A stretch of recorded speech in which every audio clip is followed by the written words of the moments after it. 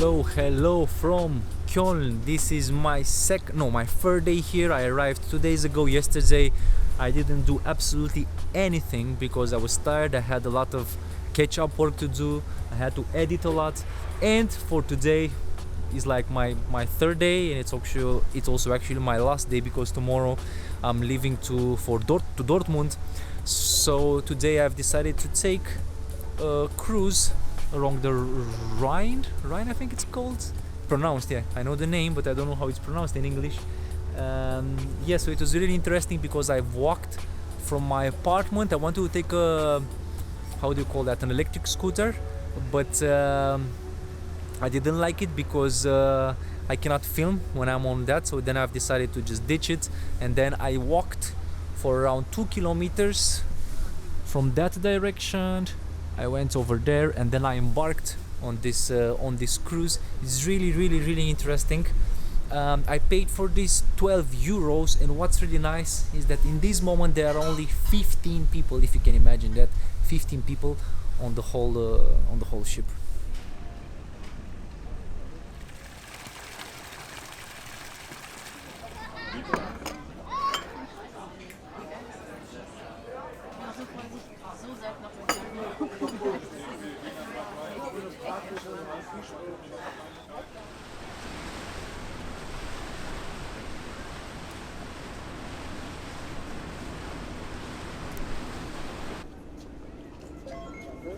Thank you. Do I just want?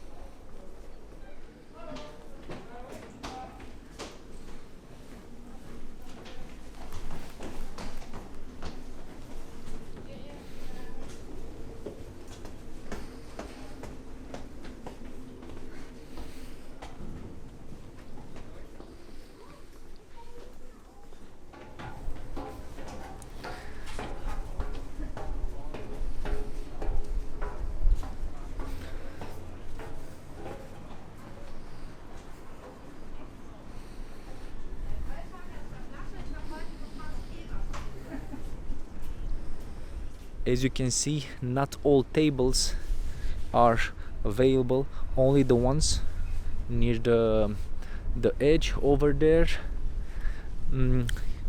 It's written here that maximum 85 persons, and I think this refers to the number of persons who are allowed on the ship, not on this thing here. The weather is pretty tricky actually, because when I left my apartment it was very cold, around 14 degrees. Then it started raining. After that, you see, we have a bit of sun, but then again started raining. So yeah, the weather is tricky around here.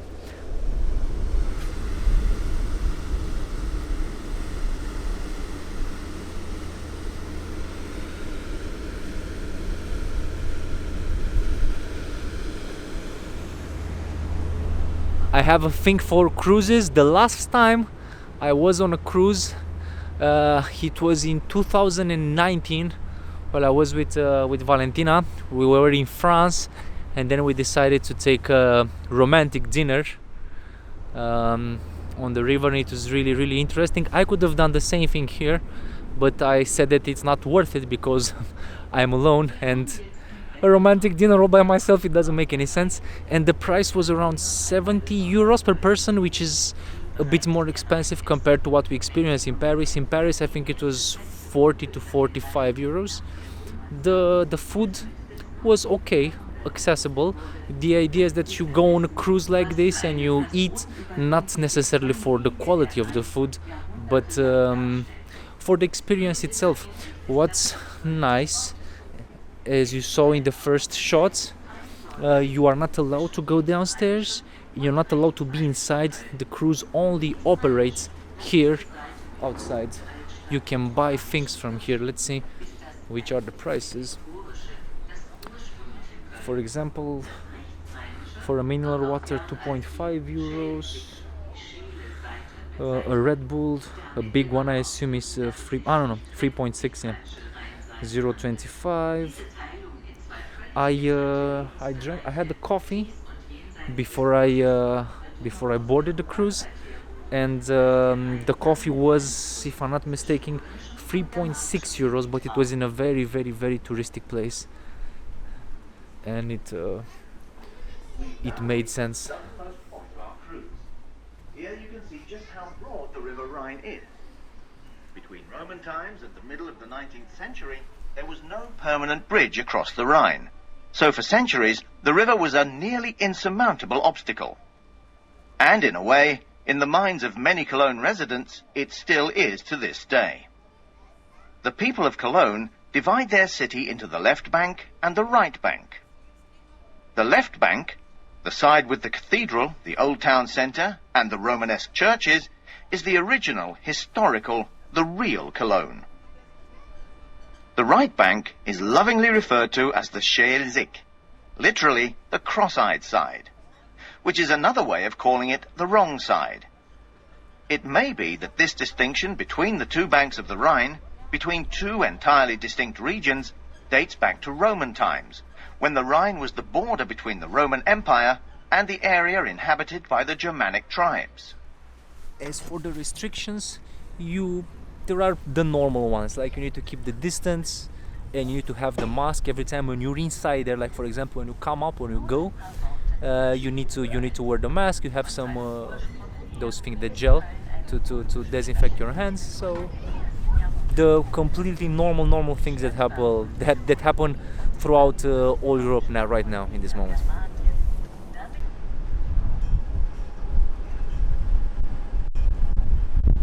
I have always been in love with the idea of taking a cruise, but of course not something small like this. I wanted to go from Europe to Latin America. I think that's something really interesting. There are some cruises from Amsterdam, if I'm not mistaken, to Rio de Janeiro, and something like that. There is one who's called a cruise for digital nomads. It's something actually very big, huge. It's like a huge ship, of course, with more than 1,000 people, and all of those people have something to do with working online, travel influencers, digital nomads, web designers, and so on. So something like that, I think it would be really interesting. What you need to understand is that now the whole cruise industry has been really and very strong hit by the coronavirus, because cruises are considered the number one place in the world, or one of the highly ranked places in the world when it comes to how do you call that? Disease spreading. Yeah. So for example, if you're on a cruise, many times throughout the years, you've heard about somebody had the flu, and all of a sudden all the crew and all the people got the flu. Somebody had the measles, of course, 20 people got the measles, because you are with many people in a relatively small and closed space, you could say, and you're out there on the in the ocean for weeks. So I've searched if there are any cruise available right now, and no. Up until 2021, I didn't find not even one.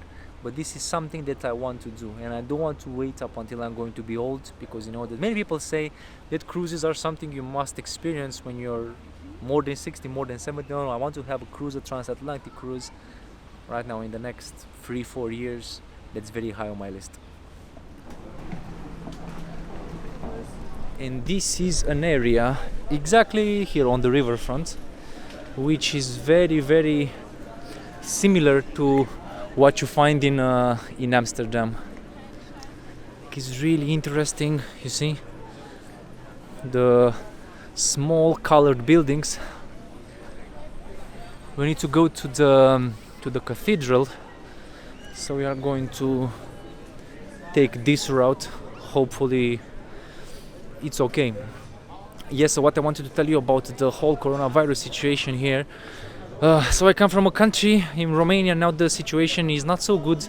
We have more cases than in April, and Hungary, Lithuania, the Netherlands have decided to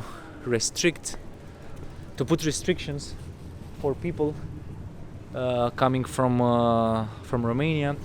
What I like very much here in Germany is that people are not paranoid about the whole thing, but they're also taking this. How should I say it? They are very serious about the restrictions. Like, for example, you're not going to see people on the street wearing masks. No way. But you are not going to see people inside not wearing masks.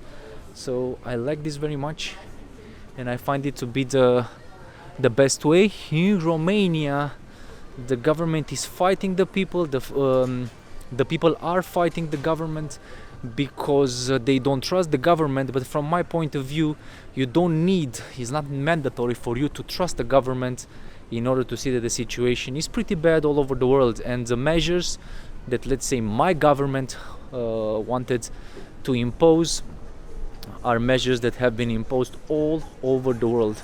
So it's nothing special, but people in my country still contest the existence of the whole virus, and they don't want to respect. So you have a government that lost all its credibility. Then you have people who also are very paranoid and also tend to believe in conspiracy theories, and that's why right now in Romania we are in a pretty big mess. I love very much the vibe you have here. I think that if this is the normality, in this part you have paranoid people who say, I don't want to go outside, I don't want to do anything. Here you have the people who say that the virus doesn't exist. You must be somewhere around here in the middle.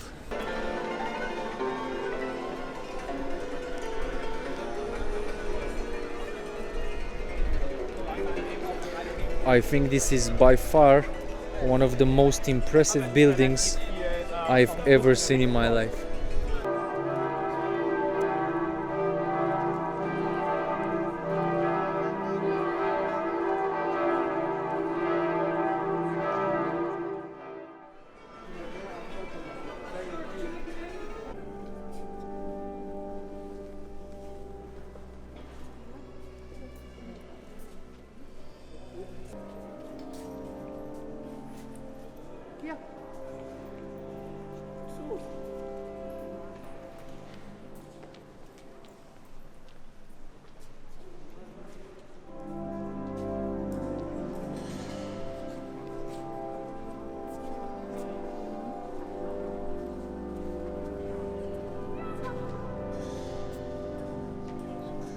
I think it's safe to say that I am totally in love with Germany. This country surprised me in absolutely every aspect. This is my last video from here. I don't know what I'm doing exactly tomorrow, but after, like before my flight to Poland, the night before that, I am going to make a video to wrap it up, in which I'm going to talk about what I think about Germany, what I liked about Germany, what I didn't like about Germany, and how much money I spent. And here I think is going to be a pretty huge surprise, because the situation is very different than the one that I had anticipated before coming here. If tomorrow I am able to go and visit Borussia Dortmund Stadium, I'm going to also, of course, vlog from there. If not, the last video is going to be the conclusion video. Either way, thank you very much, guys, for following me. If you like my videos, please hit a like. If you didn't like them, if you like my video, please hit a like. If you don't like it, please hit a dislike, but either way consider subscribing. It helps a lot. I'm alone, I'm traveling, I need all of your support. Also please follow me on Instagram, Catalin Backpacker Life. You have it in the description. What can I say? An amazing end to an amazing day. Thank you very much, stay safe, and see you soon.